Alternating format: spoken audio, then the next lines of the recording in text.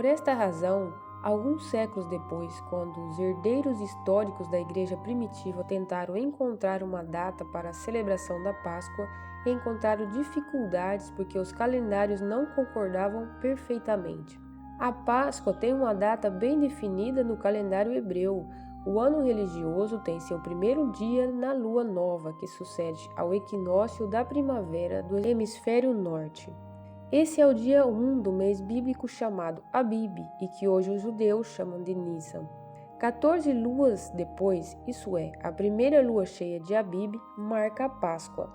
Esse método do calendário lunisolar hebraico faz com que a Páscoa judaica seja um dia distinto para cada ano do calendário solar gregoriano adotado pelos países ocidentais, variando dentro de um extenso intervalo entre 22 de março e 25 de abril. O mesmo fenômeno ocorreria com a data do nascimento de Jesus de Nazaré, caso os apóstolos tivessem deixado se levar pelo costume dos outros povos de celebrarem a data de nascimento. O dia em que nasceu o menino Jesus no calendário hebraico incidiria em diferentes datas a cada ano do calendário gregoriano, com um intervalo próximo ao mês de variação. Para tentar localizar uma data fixa no calendário gregoriano, seria necessário identificar o ano exato em que o Senhor Jesus nasceu e então fazer as correspondências entre os calendários. No entanto, não se sabe exatamente o ano em que o Senhor Jesus nasceu, porque desde a antiguidade, escritores cristãos como Tertuliano de Cartago, Irineu de Leão e talvez outros calcularam o nascimento do Senhor Jesus num ano que seria de 3 a 4 anos antes do nosso calendário. Ou seja, de acordo com o calendário gregoriano e os cálculos de Dionísio no século VI, o Senhor Jesus teria nascido no dia 25 de dezembro do ano 1. Mas de acordo com o depoimento dos cristãos mais antigos, os já citados Tertuliano de Cartago e Irineu de Leão, o Senhor Jesus estaria com uns 3 ou 4 anos de idade no ano 1 do nosso atual calendário. Inclusive, há estudiosos que acreditam que o Senhor Jesus tenha nascido em 6 a.C. Alguém até tem apontado o ano 12 a.C.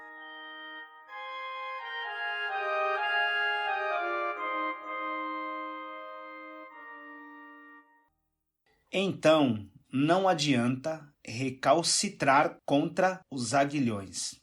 Em vão o homem se debate contra a vontade de Deus, que não revelou o dia do nascimento do seu filho, feito carne.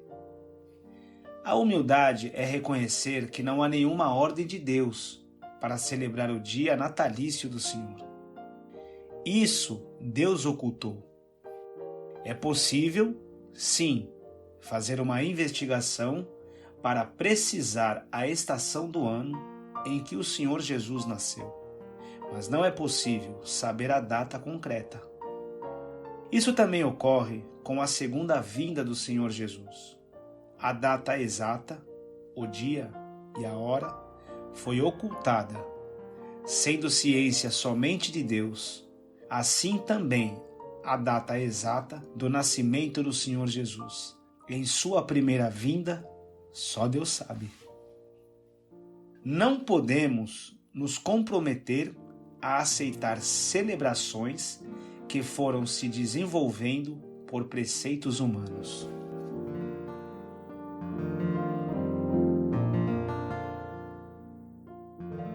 Na carta aos Colossenses, Paulo escreveu para os cristãos não se envolverem com superstições e preceitos humanos, já que não tinham origem em Cristo, mas que só serviam para a satisfação do ego de pessoas que estavam inchadas alegando possuírem um conhecimento mais elevado sobre, por exemplo, o nome de anjos ou cultos diversos estabelecidos por aqueles que não estão ligados à cabeça, que é o Senhor Jesus.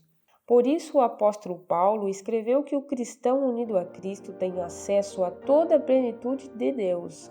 Cristo é a cabeça, a igreja, os cristãos, é o corpo.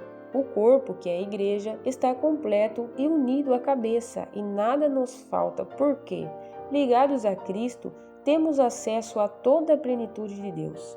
A plenitude de Deus habita em Cristo. Logo, a necessidade do cristão em sua luta pela fé é permanecer conectado a Cristo, pela palavra de Deus e não a um falso culto a Deus segundo os preceitos humanos. Isaías já profetizou que em vão adoram os homens seguindo tradições humanas. Porque o Senhor disse: pois que este povo se aproxima de mim, e com a sua boca e com seus lábios me honra, mas o seu coração se afasta para longe de mim, e o seu temor para comigo consiste só em mandamentos de homens, em que fui instruído. Isaías 29:13. A festa do Natal, então, é uma instituição humana. A celebração do suposto dia natalício do Senhor não se trata de uma adoração em espírito e em verdade, porque tal celebração é proveniente da carne, porque não está fundamentada na verdade da palavra de Deus.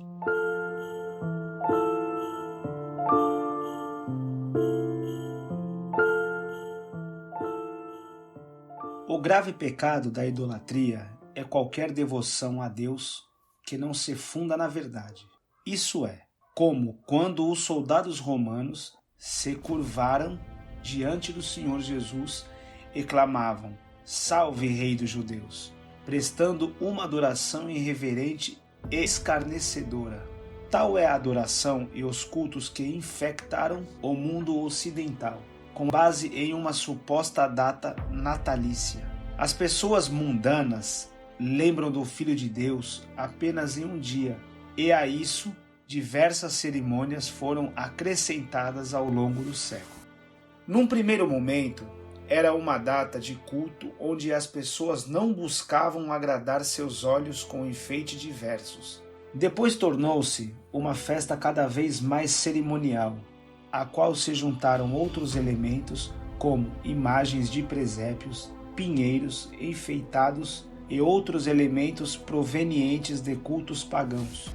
Hoje, com o comércio, se faz tudo o que atrai a carne, de modo que, levando o nome de Natal ou nascimento de Jesus, se celebra seres lendários, como Papai Noel, puxado por renas voadoras, numa carruagem e assessorado por duendes mágicos e fantasias que embriagam a mente das crianças, que inclusive podem confundir a verdade do Filho de Deus com as lendas fantasiosas e de origem idólatra.